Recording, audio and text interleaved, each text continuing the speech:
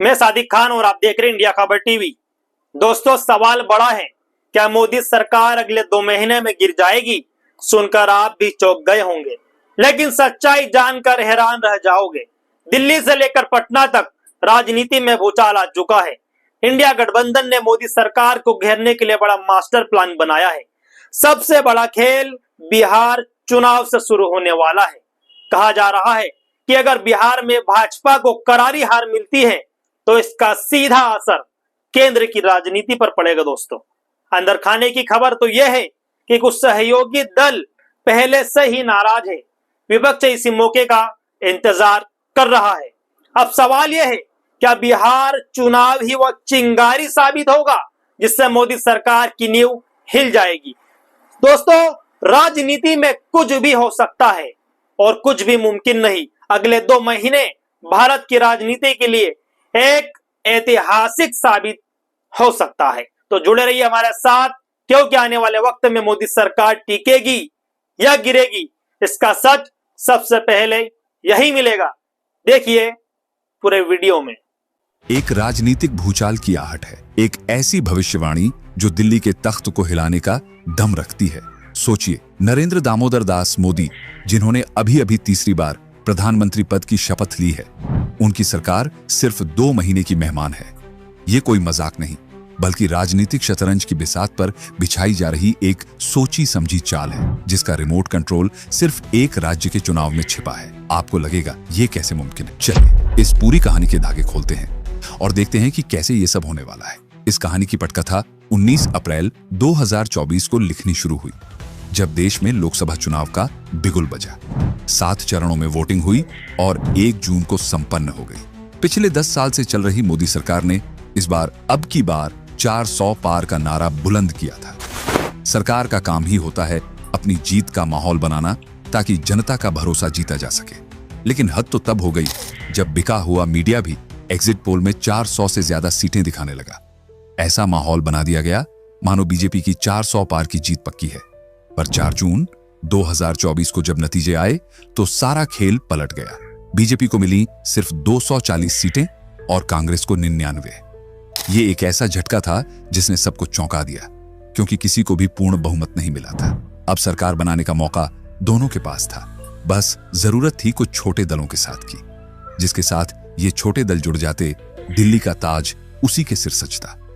जल्द ही तस्वीर साफ हो गई जब बिहार के नीतीश कुमार अपनी 12 सीटों के साथ और आंध्र प्रदेश के चंद्रबाबू नायडू अपनी 16 सीटों के साथ बीजेपी के साथ आ गए। देखते ही देखते और भी छोटे दल जुड़े और बीजेपी के नेतृत्व वाले एनडीए का आंकड़ा 293 तक पहुंच गया।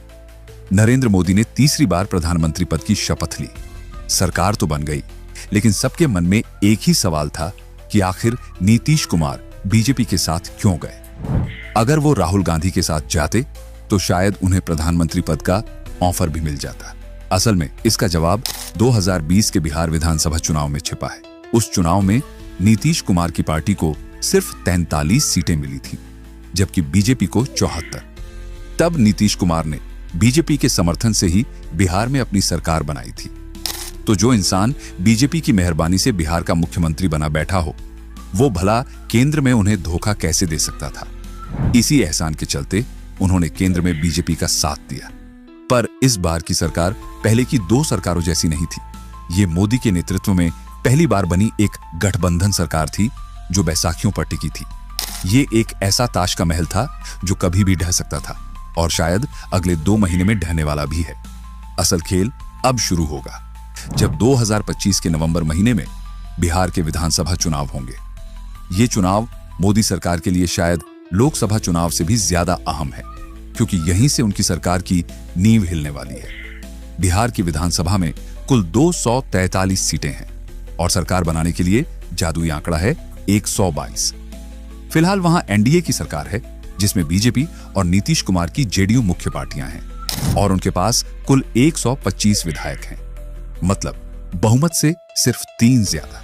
सिर्फ 4 विधायकों के इधर उधर होने से नीतीश कुमार की सरकार गिर सकती है और यहीं पर सारा खेल छिपा है। बिहार की सबसे बड़ी पार्टी तेजस्वी यादव की आरजेडी है, जिन्हें 2020 में 75 सीटें मिली थी। उनके साथ कांग्रेस और अन्य दलों का महागठबंधन है, जिसके पास कुल 110 सीटें हैं। जरा 2019 के लोकसभा चुनाव को याद कीजिए, जब मोदी लहर में बीजेपी को केंद्र में 303 सीटें मिली थीं। उस जीत का असर ऐसा हुआ कि 2020 के बिहार चुनाव में भी बीजेपी को 74 सीटें मिल गईं, जबकि कांग्रेस सिर्फ 19 पर सिमट गई। लेकिन 2024 के लोकसभा चुनाव में पासा पलट गया। कांग्रेस ने जबरदस्त वापसी की और अपनी सीटें लगभग दोगुनी करके 99 तक पहुंचा दी। ये नतीजा सिर्फ भारत जोड़ो यात्रा का था। अब तो बिहार चुनाव से पहले एक और यात्रा की तैयारी है और मुद्दा भी बड़ा है।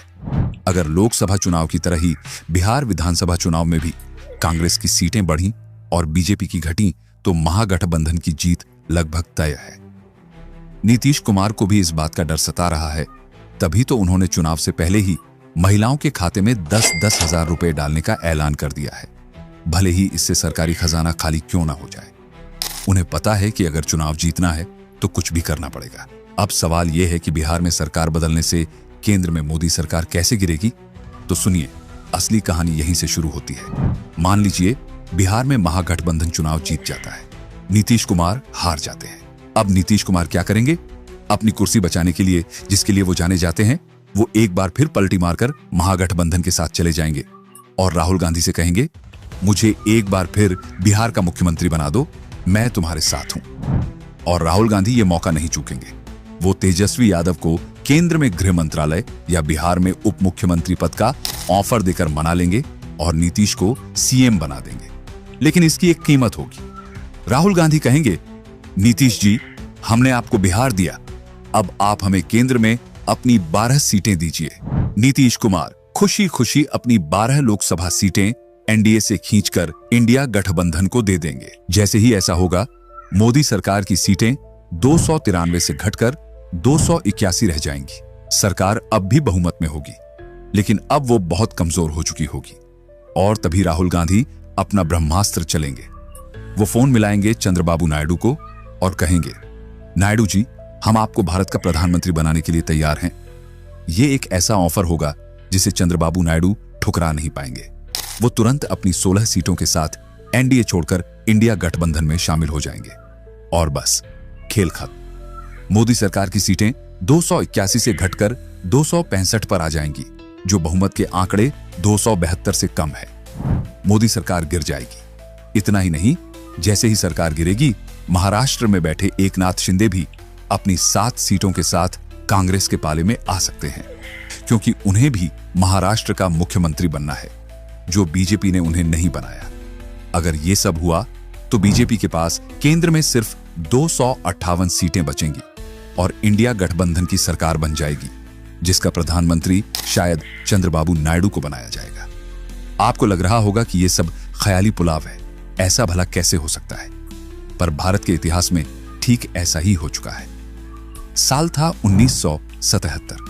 इंदिरा गांधी की लगाई इमरजेंसी के बाद हुए चुनाव में कांग्रेस बुरी तरह हारी और उसे सिर्फ 154 सीटें मिली। जनता पार्टी की गठबंधन सरकार बनी, जिसमें आज की बीजेपी का पुराना रूप भारतीय जनसंघ और चौधरी चरण सिंह का भारतीय लोकदल मुख्य दल थे। मोरारजी देसाई प्रधानमंत्री बने। सब ठीक चल रहा था, लेकिन 2 साल बाद 1979 में चौधरी चरण सिंह ने ज्यादा मंत्री पद मांगे, जो उन्हें नहीं दिए गए। बस वो अपनी 60 सीटें लेकर सरकार से अलग हो गए और कांग्रेस से जा मिले। अब किसी के पास बहुमत नहीं था। तब हारी हुई इंदिरा गांधी ने अपनी राजनीतिक चतुराई दिखाई। उन्होंने चौधरी चरण सिंह से कहा, तुम छोटी छोटी पार्टियों को जोड़ो, हम बाहर से तुम्हें समर्थन देंगे और तुम्हें प्रधानमंत्री बनाएंगे। चौधरी चरण सिंह मान गए और भारत के इतिहास में पहली बार एक ऐसा प्रधानमंत्री बना जिसकी अपनी पार्टी के पास सिर्फ 60 सीटें थीं। आज राहुल गांधी भी शायद वही 1979 वाला दांव खेलना चाहते हैं। भले ही कांग्रेस के पास सिर्फ 99 सीटें हैं, लेकिन अगर नीतीश कुमार और चंद्रबाबू नायडू साथ आ जाएं, तो वो चंद्रबाबू नायडू को प्रधानमंत्री बनाकर बीजेपी की सरकार गिरा सकते हैं। आपको क्या लगता है, क्या 2025 में हम 1979 का इतिहास फिर से देखने वाले हैं? क्या एक राज्य का चुनाव दिल्ली की सल्तनत को पलट देगा? अपनी राय कमेंट में जरूर बताइएगा।